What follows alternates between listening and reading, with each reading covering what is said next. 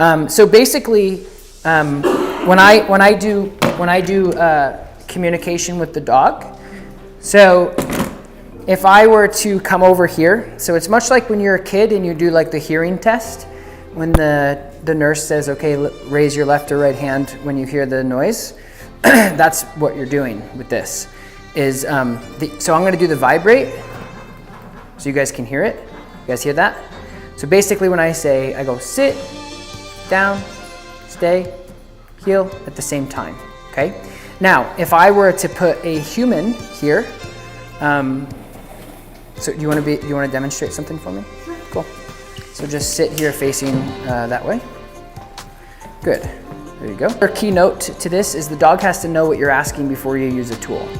Going back to my quote, it's like you can't ever correct the dog if they don't know what you're doing. Unless, again, it's a life or death situation. Or, a lot of the dogs here went through leash pressure.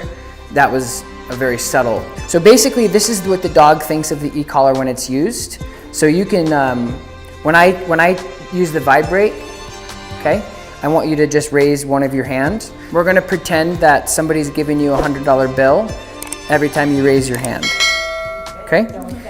Yeah, so I'm gonna say, so basically what I would do with the collar is I'd say sit, good. Sit, good. Sit, good. So if she's getting paid, right, she's like, okay, pay. It's the Pavlovian effect. She understands that the sensation, she has to do something and she's also getting rewarded for it. Now, if I do this, what were you doing? I didn't say anything. I said nothing, right?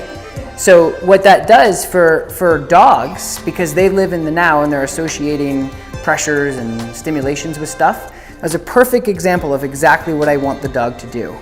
So in human form, that was not set up or taught or we're gonna do this, we're gonna do that. She felt the sensation and immediately responded to a response that she was conditioned prior, right? Because she wants to get paid for the $100 bill, and her body, that's what our mind does. Our mind just responds to things that we feel and things that we're associating. Again, it's the Pavlovian effect. That's why it was created. So we can help behavioral problems and teach dogs new things and things like that. That was perfect. Does anybody have any questions on that?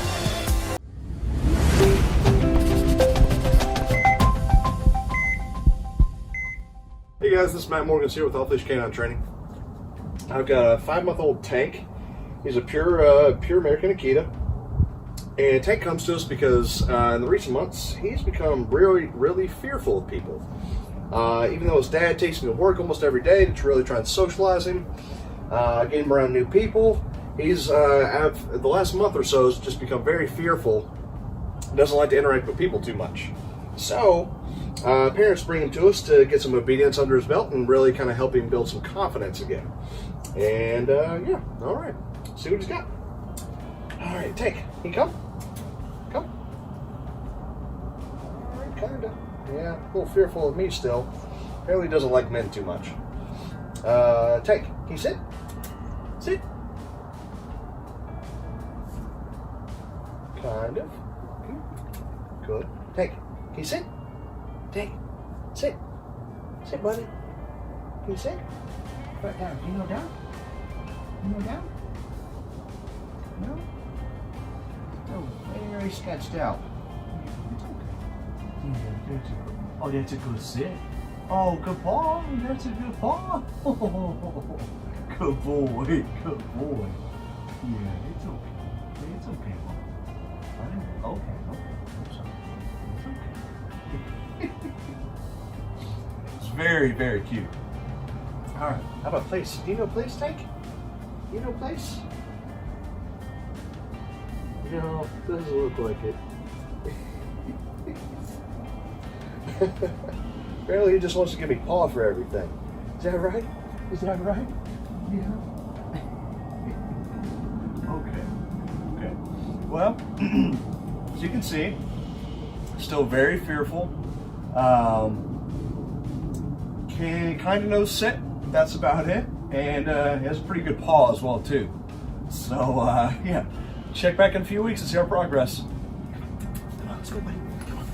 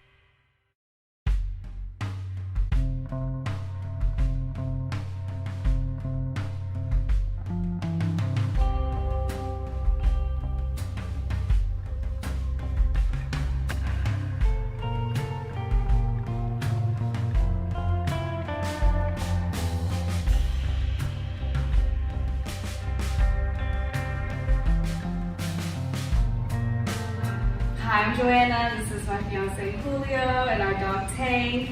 We just wanted to thank Matt so much. We have seen a big difference. Before, Tank is a little bit stubborn, but Matt did a great job. He listens, he learned a couple of different commands, so we're excited to bring back Tank